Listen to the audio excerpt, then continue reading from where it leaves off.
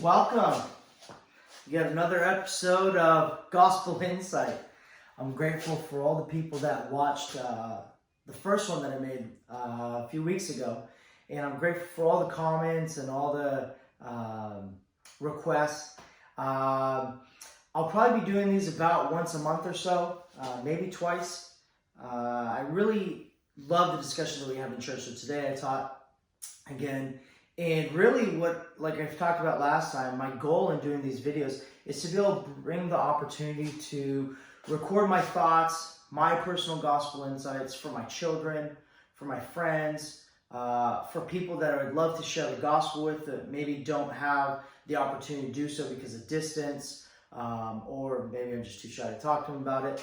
But really it's be able to keep this personal record, this personal journal, that I wish I could have from the gospel discussions that we have in Sunday school, but be able to do it this way so that my children can be able to also see of the things that I'm learning and that I'm feeling in real time versus, I guess, the fear that I always have in the future that I might forget or something might happen and not wanting to lose this knowledge.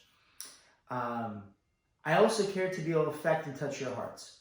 Really, my goal in this is that I pray as I read and I study the scriptures, and I hope that things that I say will resonate with you in a manner that will help you in your life today through the things that we learn about the past and the principles that we learn. And so here, as a summary, I've got this whiteboard. That way, if you don't make it to the end of the video, you see the main points and the main summaries that we want to make, and the rest would really just be reference. Today, the story is on Genesis 28 to 33. We're going to be talking about the story of Jacob. Jacob finding the Lord. Jacob also falling in love with Rachel. And the story of him and his 20-year journey with Rachel, with Leah.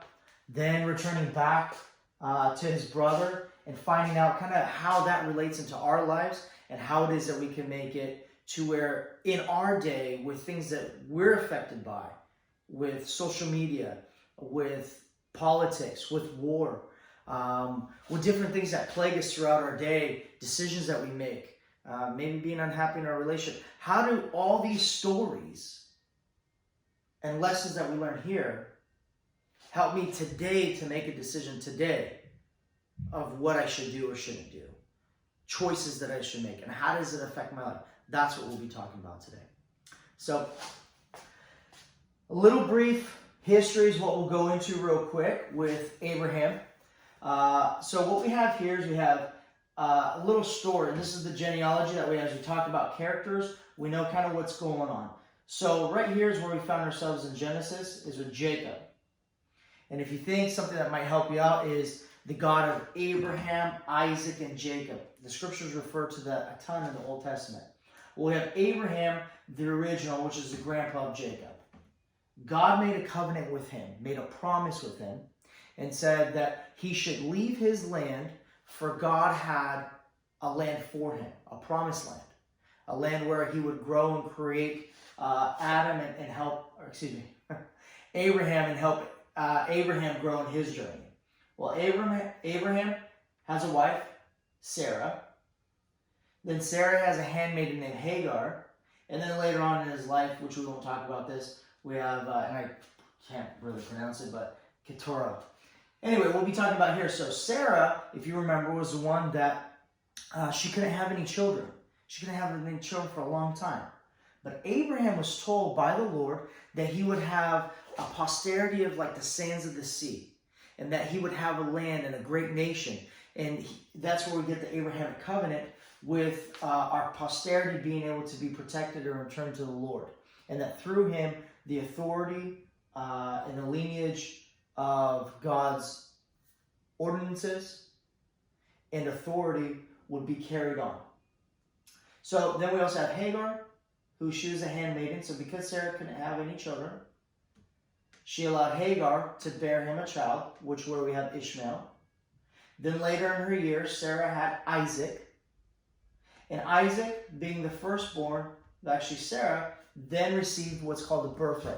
Now the birthright at that time was extremely important. At that time, if you can picture, you're in a wilderness, you're out, in villages, and you're very nomadic, right? And there's people kind of congregating with each other in different places. Well, him following the Lord says, hey, go out, and I'll teach you and multiply you and help take care of you and your posterity. Well, the birthright was extremely important because it had to do with physical as well as spiritual blessings and promises. The physical were the land, that as you grew and as you married and as you got all this opportunity, you're able to physically be taken care of, that there would be a legacy of land that you would be able to know where you live. You would have cattle and animals and all your physical needs taken care of for food and shelter, because you were receiving all that your father had, and that you were then king, let's say, of that village, and take care of your posterity, relatives, cousins, family, all of that, and that you were to then pass that on through your lineage. The second was a spiritual part, that with the Lord he made promises. Promises that would help us return back to our Father in heaven as we're journeying through this course of life, where we see from our last lesson that Satan has said that he will try to get into the hearts, the imaginations of the hearts of the people, and try to sway them and take them away. Well, the Lord being able to give of his principles and of his authority and of his commandments that help people stay on the right path was extremely important to have that, and to have that the authority in that lineage. So that was passed down to Isaac.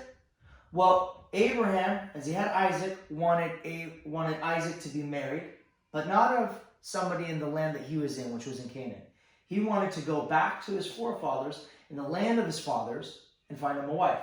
Well, at that time, as he sent his servant brought back Rebekah. Then Rebekah had twins. She had Esau and Jacob. Esau was the firstborn, so by birth, he was the one that was to receive the birthright. Then she had Jacob, probably a few minutes later, as twins are. And that's where we get the story of Jacob. And that's where we find him here now, and that we'll be talking about this story here. Now, the story of Esau and Jacob, the scriptures say that Esau was a man of the wilderness, that he knew how to take care of things outside of the tent. And Jacob, it says, was a plain man, a man of the tent. So it sounded like he kind of stayed at home, stayed around the tent, probably cooked and took care of things and learned how to do that kind of thing, while his older brother was out being the burly man and hunting, gathering, bringing food, and knowing the ways of the wilderness. Couple of things happen here in Jacob's story. What happens is he ends up being the one that we remember making an awesome lentil soup, such that his brother, when he came back from hunting, he said that he was so hungry that he was going to die. Well, Jacob, being smart, says, well, I've got this lentil soup for you. And Esau was so famished that he was willing to trade his birthright. Jacob made him the offer, said, sell me your birthright and I'll give you the lentil soup. And what's interesting is that Esau said that he did not see what his birthright profited him. It actually says here, let's see, we'll probably be in 20, one second.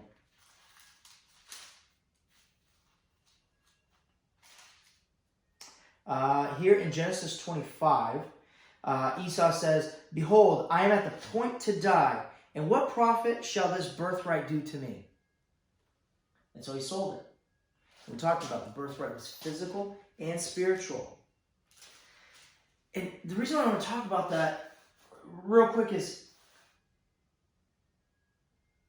our question is that many ask, what profit shall this birthright do to me?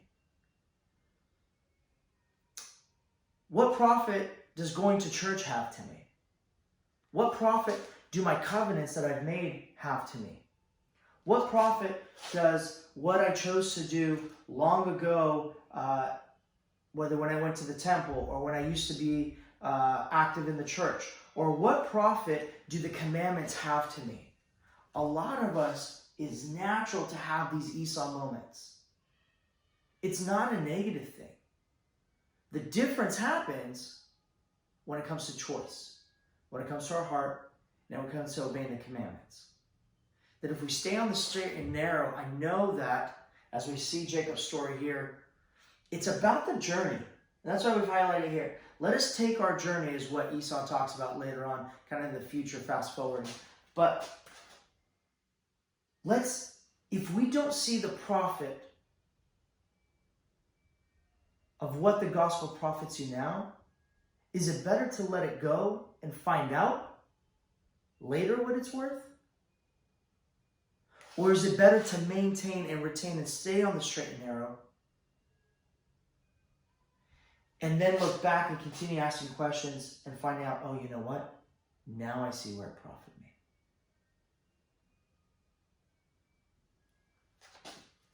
So anyway, Jacob then gets a birthright. Esau's pretty upset, obviously, because later on he figures out the importance of that birthright. And then we'll fast forward a little bit more where another incident happens that Isaac is blind, and now as a father is giving his blessings to his children.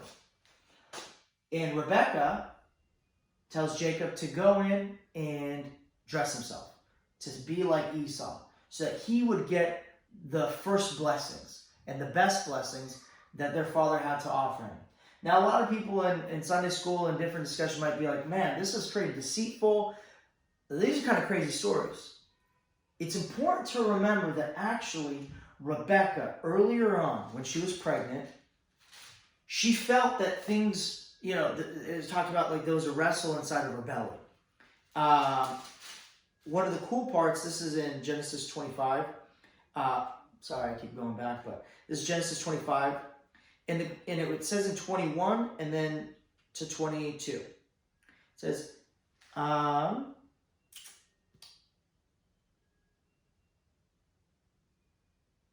in 22. And the children struggled together within her. And she said, if it be so, why is this? And she went to inquire the Lord. And the Lord said unto her, 2 nations are in thy womb, and 2 manner of people shall be separated from the bowels, and the one people shall be stronger than the other, and the elder shall serve the younger. So she was already told of this prophecy. And she knew that the elder would have to serve the younger. And so she did what she was told to do and commanded to do, and what she knew how to do in order to be able to have that come to pass. And so then, not only did Jacob buy the birthright from Esau, but he was also, then went unto his father and got the first of the blessing. And Isaac gave Jacob his blessings. This is the important part. Then when Esau came in and heard what had happened, obviously he got super upset. And what it says in Genesis, what it says in Genesis 27, it said, 27 verse 41, it says, and Esau hated Jacob because of the blessing wherewith his father blessed him. And Esau said in his heart, the days of mourning for my father are at hand. Then will I slay my brother Jacob. I talk about this as a precursor because as we go in to see the stories that are going to unfold later on, it's so important to know the stories that people are creating in their minds that then are affecting their hearts, like we talked about last lesson. That again, we see that Satan said he would go after man after the imaginations of their heart. Is Esau not in the right to say, man, I'm the firstborn?